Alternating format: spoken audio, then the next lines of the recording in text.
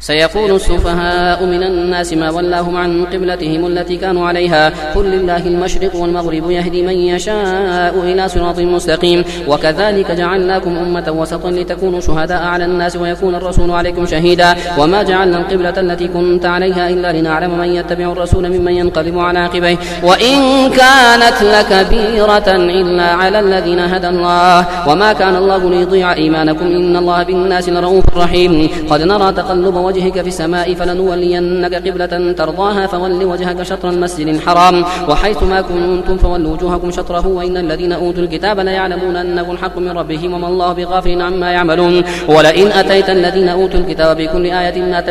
تبعوا قبلتك وما أنت بتابع قبلتهم وما بعضهم بتابع قبلة بعض ولئن اتبعت أهواءهم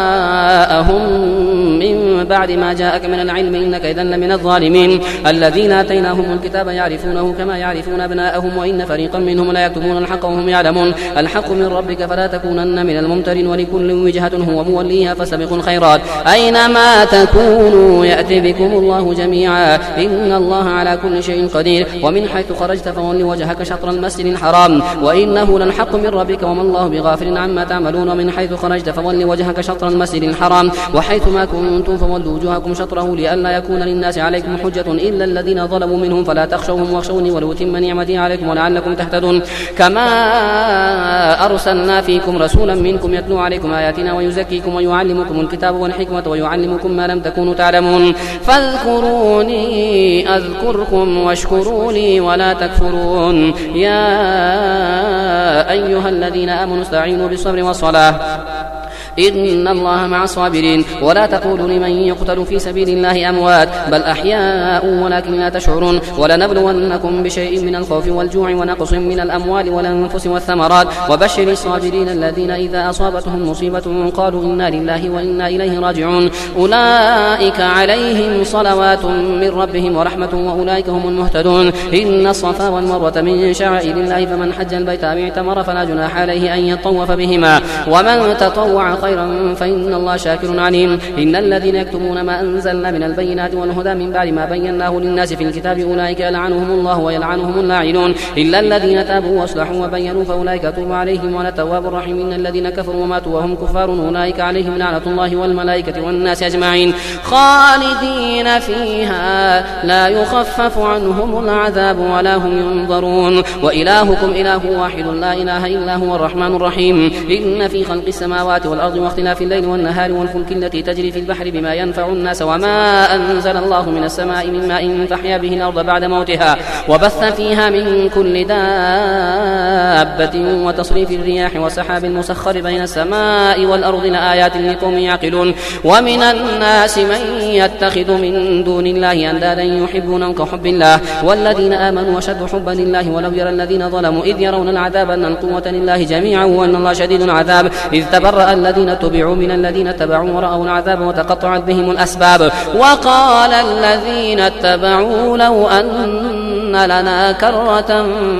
فنتبرأ منهم كما تبرأوا منا كذلك يريهم الله أعمالهم حسرات عليهم وما هم بخارجين من النار يا أيها الناس كلوا مما في الأرض حلالا طيبا ولا تتبعوا خطوات الشيطان إنه لكم عدو مبين إنما يأمركم بالسوء والفحشاء وأن تقولوا على الله ما لا تعلمون وإذا قيل لهم اتبعوا ما أنزل الله قالوا بل نتبع ما ألفينا عليه آباءنا أولو كان آباؤهم لا يعقلون شيئا ولا يهتدون ومثل الذين كفروا كمثل الذي ينعق بما لا يسمع إلا دعاء ونداء صم بكم عمي فهم لا يعقلون يا أيها الذين آمنوا كلوا من طيبات ما رزقناكم واشكروا لله إن كنتم إياه تعبدون إنما حرم عليكم الميتة والدم ولحم الخنزير وما أهل به لغير الله فمن اضطر غير باغ ولا عاد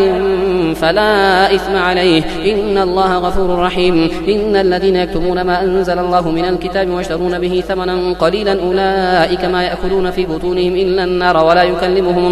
ولا يكلمهم الله يوم القيامة ولا يزكيهم ولهم عذاب أليم أولئك الذين اشتروا الضلالة بالهدى والعذاب بالمغفرة فما أصبرهم على النار ذلك بأن الله نزل الكتاب بالحق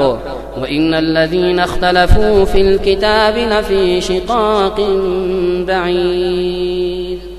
ليس البر أن تولوا وجوهكم قبل المشرق والمغرب ولكن البر من آمن بالله واليوم الآخر والملائكة والكتاب والنبيين وآتى المال على حبه ذوي القربى واليتامى والمساكين وابن السبيل والسائلين وفي الرقاب وأقام الصلاة وآتى الزكاة والموفون بعهدهم إذا عاهدوا والصابرين في البأساء والضراء وحين البأس أولئك الذين صدقوا وأولئك هم المتقون. يا أيها الذين آمنوا كتب عليكم القصاص في القتل الحر بالحر والعبد بالعبد والأنثى بالأنثى فمن عفي من أخيه شيء فاتباع بالمعروف وأداء إليه بإحسان ذلك تخفيف من ربكم ورحمة فمن اعتدى بعد ذلك فله عذاب أليم ولكم في القصاص حياة يا أولي الألباب ولكم في القصاص حياة يا أولي الألباب لعلكم تتقون. كتب عليكم إذا حضر أحدكم الموت إن ترك خيرا الوصية للوالدين والأقربين بالمعروف حقا على المتقين فمن بدله بعدما سمعه فإنما إثمه على الذين يبدلونه إن الله سميع عليم. فمن خاف من موص جنفا أو إثما فأصلح بينهم فلا إثم عليه إن الله غفور رحيم. يا أيها الذين آمنوا كتب عليكم الصيام كما كتب على الذين من قبلكم لعلكم تتقون أياما معدودات فمن كان منكم مريضا أو على سفر فعدة من أيام أخر وعلى الذين يطيقونه فدية طعام مسكين فمن تطوع خيرا فهو خير له وأن تصوموا خير لكم إن كنتم تعلمون. شهر رمضان الذي أنزل فيه القرآن هدى للناس وبينات من الهدى والفرقان فمن شهد منكم الشهر فليصمه ومن كان مريضا أو على سفر فعدة من أيام أخر يريد الله بكم اليسر ولا يريد بكم العسر ولتكملوا العدة ولتكبروا الله على ما هداكم ولعلكم تشكرون. وإذا سألك عبادي عني فإني قريب أجيب دعوة الداعي إذا دعاني فليستجيبوا لي وليؤمنوا بي لعلهم يرشدون. أحل لكم ليلة الصيام الرفث إلى نسائكم هن لباس لكم وأنتم لباس لهن علم الله أنكم كنتم تختارون أنفسكم فتاب عليكم وعفى عنكم فالآن باشروهن وابتغوا ما كتب الله لكم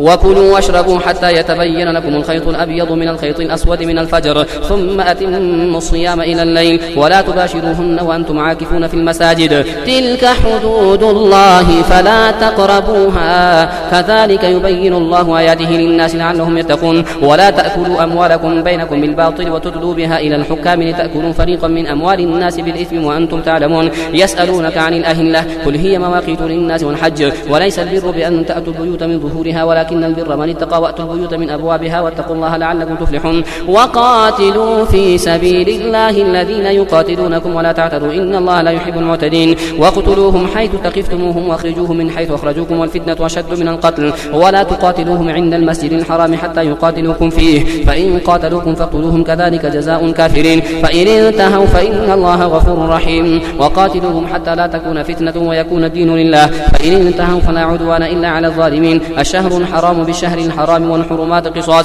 فمن اعتدى عليكم فاعتدوا عليه بمثل ما اعتدى عليكم واتقوا الله واعلموا أن الله مع المتقين. وأنفقوا في سبيل الله ولا تلقوا بأيديكم إلى التهلكة وأحسنوا إن الله يحب المحسنين. وأتموا الحج والعمرة لله فإن أحصرتم فما استيسر من الهدي ولا تحلقوا رؤوسكم حتى يبلغ الهدي محله فمن كان منكم مريضا أو به أذى من رأسه ففدية من صيام أو صدقة أو نسك فإذا أمنتم فمن تمتع بالعمرة إلى الحج فما استيسر من الهدي فمن لم يجد فصيام 3 أيام في الحج و7 إذا رجعتم تلك 10 كاملة ذلك لمن لم يكن أهله حاضر المسجد الحرام واتقوا الله واعلموا أن الله شديد العقاب.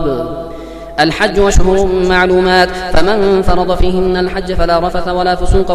ولا جدال في الحج وما تفعلوا من خير يعلمه الله وتزودوا فإن خير الزاد التقوى واتقون يا أولي الألباب. ليس عليكم جناح أن تبتغوا فضلا من ربكم فإذا أفضتم من عرفات فاذكروا الله عند المشعر الحرام واذكروه كما هداكم وإن كنتم من قبله لمن الضالين ثم أفيضوا من حيث أفاض الناس واستغفروا الله إن الله غفور رحيم. فإذا قضيتم مناسككم فاذكروا الله كذكركم آباءكم أو أشد ذكرا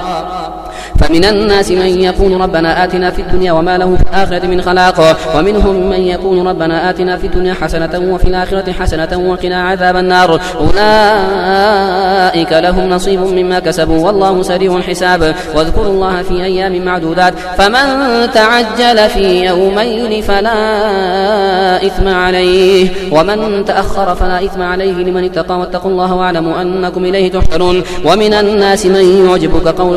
قوله في الحياة الدنيا ويشهد الله على ما في قلبه وهو لد الخصام وإذا تولى سعى في الأرض ليفسد فيها ويهلك الحرث والنسل والله لا يحب الفساد وإذا قيل له اتق الله أخذته العزة بالإثم فحسبه جهنم ولبئس المهاد ومن الناس من يشري نفسه ابتغاء مرضات الله والله رؤوف بالعباد يا أيها الذين آمنوا ادخلوا في السلم كافة ولا تتبعوا خطوات الشيطان إنه لكم عدو مبين فإن زللتم من بعد ما جاءتكم البينات فاعلموا أن الله عزيز حكيم هل ينظرون إلا أن يأتيهم الله في ظلل من الغمام والملائكة وقضي الأمر وإلى الله ترجع الأمور سل بني إسرائيل كم آتيناهم من آية بينة ومن يبدل نعمة الله من بعد ما جاءته فإن الله شديد العقاب زين للذين كفروا الحياة الدنيا واسخرون من الذين آمنوا والذين اتقوا فوقهم يوم القيامة والله يرزق من يشاء بغير حساب كان الناس أمة واحدة فبعث الله النبيين مبشرين ومنذرين وأنزل معهم الكتاب بالحق ليحكم بين الناس فيما اختلفوا فيه وما اختلف فيه إلا الذين أوتوه من بعد ما جاءتهم البينات بغيا بينهم فهدى الله الذين آمنوا لما اختلفوا فيه من الحق بإذنه والله يهدي من يشاء إلى صراط مستقيم أم حسبتم أن تدخلوا الجنة ولما يأتكم مثل الذين خلوا من قبلكم مستهم البأساء والضراء وزلزلوا حتى يقول الرسول والذين آمنوا معه متى نصر الله ألا إن نصر الله قريب يسألونك ماذا ينفقون قل ما أنفقتم من خير فللوالدين والأقربين واليتامى والمساكين وابن السبيل وما تفعلوا من خير فإن الله به عليم كتب عليكم القتال وهو كره لكم وعسى أن تكرهوا شيئا وهو خير لكم وعسى أن تحبوا شيئا وهو شر لكم والله يعلم وأنتم لا تعلمون يسألونك عن الشهر الحرام قتال فيه قل قتال فيه كبير وصد عن سبيل الله وكفر به والمسجد الحرام وإخراج أهله منه أكبر عند الله والفتنة أكبر من القتل ولا يزالون يقاتلونكم حتى يردوكم عن دينكم إن استطاعوا ومن يرتدد منكم عن دينه فيمت وهو كافر فأولئك حبطت أعمالهم في الدنيا والآخرة وأولئك أصحاب النار هم فيها خالدون إن الذين آمنوا والذين هاجروا وجاهدوا في سبيل الله أولئك يرجون رحمة الله والله غفور رحيم يسألونك عن الخمر والميسر قل فيهما إثم كبير ومنافع للناس وإثمهما أكبر من نفعهما ويسألونك ماذا ينفقون قل العفو كذلك يبين الله لكم الآيات لعلكم تتفكرون في الدنيا والآخرة ويسألونك عن اليتامى قل إصلاح لهم خير وإن تخالطوهم فإخوانكم والله يعلم المفسد من المصلح ولو شاء الله لأعنتكم إن الله عزيز حكيم ولا تنكحوا المشركات حتى يؤمن ولأمة مؤمنة خير من مشركة ولو أعجبتكم ولا تنكحوا المشركين حتى يؤمنوا ولعبد مؤمن خير من مشرك ولو أعجبكم أولئك يدعون إلى النار والله يدعو إلى الجنة والمغفرة بإذنه ويبين آياته للناس لعلهم يتذكرون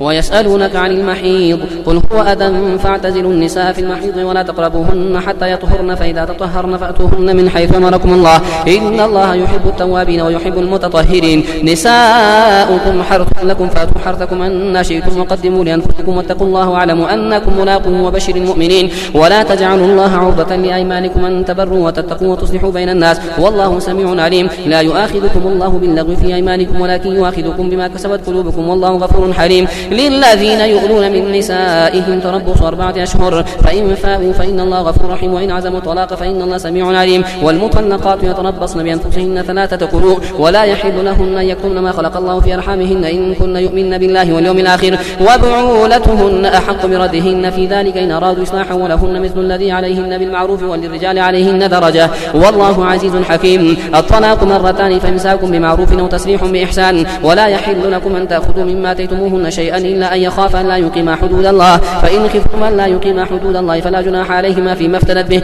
تلك حدود الله فلا تعتدوها ومن يتعد حدود الله فأولئك هم الظالمون. فإن طلقها فلا تحل له من بعد حتى تنكح زوجا غيره فإن طلقها فلا جناح عليهما أن يتراجعا إن ظنا أن يقيما حدود الله وتلك حدود الله يبينها لقوم يعلمون. وإذا طلقتم النساء فبلغن أجلهن فامسكوهن بمعروف أو سرحوهن بمعروف ولا تمسكوهن ضرارا لتعتدوا ومن يفعل ذلك فقد ظلم نفسه ولا تتخذوا آيات الله هزوا واذكروا نعمة الله عليكم وما أنزل عليكم من الكتاب والحكمة يعظكم به واتقوا الله واعلموا أن الله بكل شيء عليم. وإذا طلقتم النساء فبلغن أجلهن فلا تعذروهن أن ينكحن أزواجهن إذا تراضوا بينهم بالمعروف ذلك يوعد به من كان منكم يؤمن بالله واليوم الآخر ذلكم أزكى لكم وأطهر والله يعلم وأنتم لا تعلمون. والوالدات يرضعن أولادهن حولين كاملين لمن أراد أن يتم الرضاعة وعلى المولود له رزقهن وكسوتهن بالمعروف لا تكلف نفس إلا وسعها لا تضار والدة بولدها ولا مولود له بولده وعلى الوارث مثل ذلك فإن أرادا فصالا عن تراض منهما وتشاور فلا جناح عليهما وإن أردتم أن تسترضعوا أولادكم فلا جناح عليكم إذا سلمتم ما آتيتم بالمعروف واتقوا الله واعلموا أن الله بما تعملون بصير. والذين يتوفون منكم ويذرون أزواجا يتربصن بأنفسهن 4 أشهر و10 فإذا بلغن أجلهن فلا جناح عليكم فيما فعلن في أنفسهن بالمعروف والله بما تعملون خبير. ولا جناح عليكم فيما عرضتم به من خطبة النساء أو أكننتم في أنفسكم علم الله أنكم ستذكرونهن ولكن لا تواعدوهن سرا إلا أن تكونوا قولا معروفا ولا تعزموا عقدة النكاح حتى يبلغ الكتاب أجله واعلموا أن الله يعلم ما في أنفسكم فاحذروه واعلموا أن الله غفور حليم. لا جناح عليكم إن طلقتم النساء ما لم تمسوهن وتفرضوا لهن فريضة ومتعوهن على الموسع قدره وعلى المقتر قدره متاعا بالمعروف حقا على المحسنين. وإن طلقتموهن من قبل أن تمسوهن وقد فرضتم لهن فريضة فنصف ما فرضتم إلا أن يعفون أو يعفو الذي بيده عقدة النكاح وأن تعفوا أقرب للتقوى ولا تنسوا الفضل بينكم إن الله بما تعملون بصير. حافظوا على الصلوات والصلاة الوسطى وقوموا لله قانتين. فإن خفتم فرجالا أو ركبانا فإذا أمنتم فاذكروا الله كما علمكم ما لم تكونوا تعلمون. والذين يتوفون منكم ويذرون أزواجا وصية لأزواجهم متاعا إلى الحول غير إخراج فإن خرجن فلا جناح عليكم فيما فعلن في أنفسهن من معروف والله عزيز حكيم. وللمطلقات متاع